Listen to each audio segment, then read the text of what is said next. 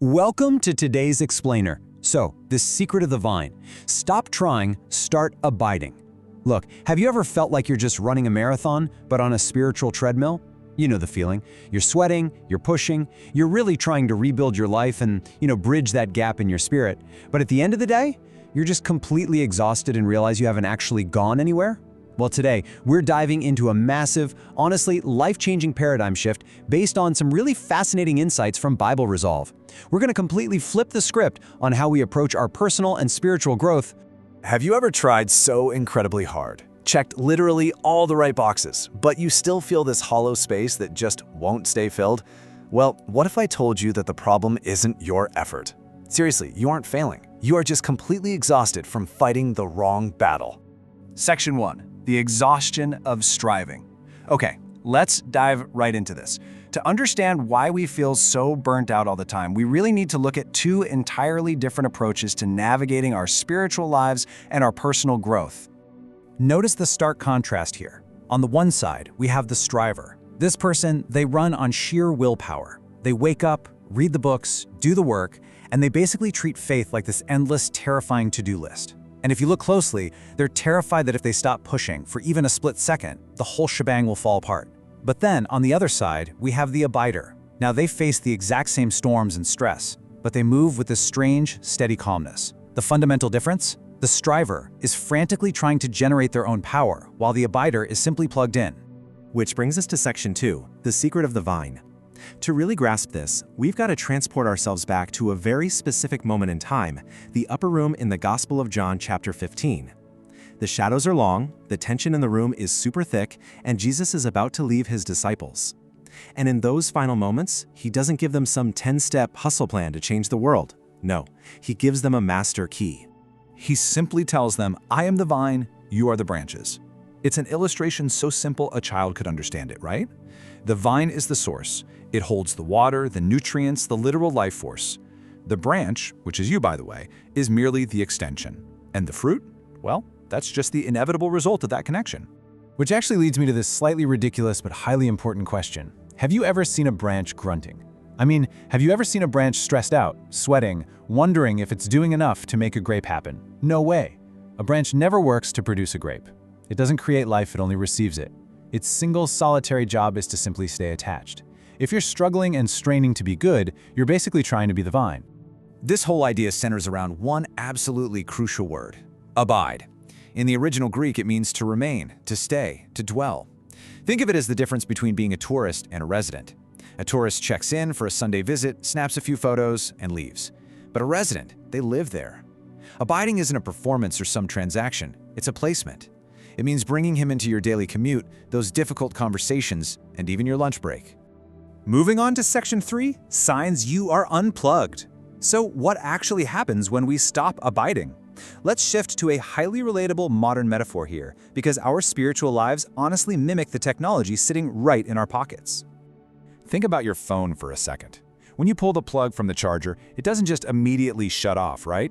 You can still scroll, send texts, watch videos, but that countdown has silently started. And listen, a lot of us aren't failing. We aren't bad people. We've just unplugged. We're out here trying to handle today's massive stress, tomorrow's worries, and next week's goals, all on yesterday's dying 12% battery charge. When you run on battery power, your soul sends you signals. You feel drained before the day even starts. You're incredibly anxious trying to hold everything together. You feel completely empty despite achieving real success. You're constantly striving, but, gaining less ground. I really want you to reframe these 4 feelings right now. They are absolutely not punishments. Think of them as your car's dashboard warning lights, signaling that it is time to pull over and plug back in. Because here is the really challenging truth Jesus delivers, and frankly, one our egos absolutely hate to hear. He says, "Apart from me, you can do nothing." Notice he doesn't say you'll be slightly less effective. He literally says nothing. Trying to force your own spiritual growth without abiding is a lot like aggressively polishing an unplugged light bulb until your hands bleed. I mean, you can rub it all day long, but it's never going to glow. All right, Section 4, how to abide daily. So the crucial point here is, how do we actually do this? How do we take this spiritual diagnosis and turn it into practical daily application in our messy, super busy modern lives? Well, the good news is you don't need to retreat to a monastery or climb a mountaintop to abide.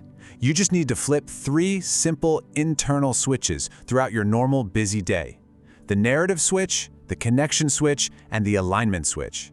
Let's break each of these down. First up is the narrative switch. Most of us spend our entire day just reacting, right? Reacting to a stressful email, a rude comment, some bad news headline. And reacting drains your battery incredibly fast.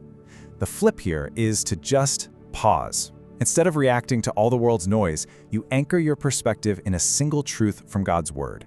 You actively remind yourself, I am not what my stress says I am. Second is the connection switch. We so often treat prayer like a formal, long-distance meeting we literally have to schedule on our calendar. But remember, a branch stays attached constantly. So the flip is shifting to a casual, constant connection. Talk to him like he's right there in the room with you, while you're doing the dishes or driving to work. Use short breath prayers to simply acknowledge his presence. Finally, we have the alignment switch. We tend to view obedience as following these restrictive rules just to keep God happy, but the flip is seeing obedience as clearing the line. Actually, choosing His way isn't about earning merit points at all.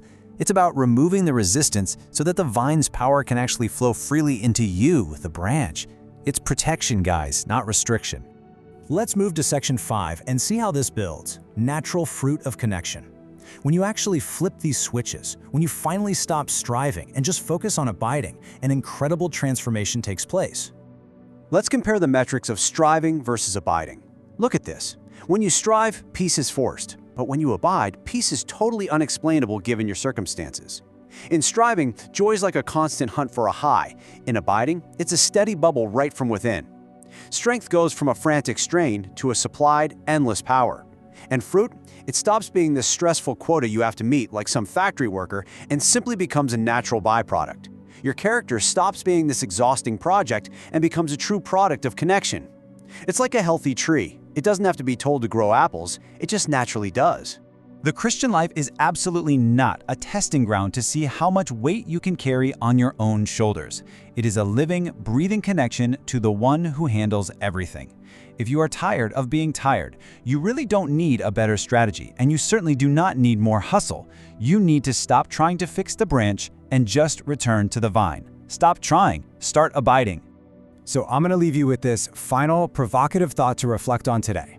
The next time you feel that familiar heaviness, when you feel drained, empty, and just totally overwhelmed, please don't go back to the hamster wheel. Are you ready to stop the hustle and simply return to the vine? Let that heavy feeling be your reminder to breathe, pause, and reconnect. Let the striving officially end right here, right now. Thanks so much for joining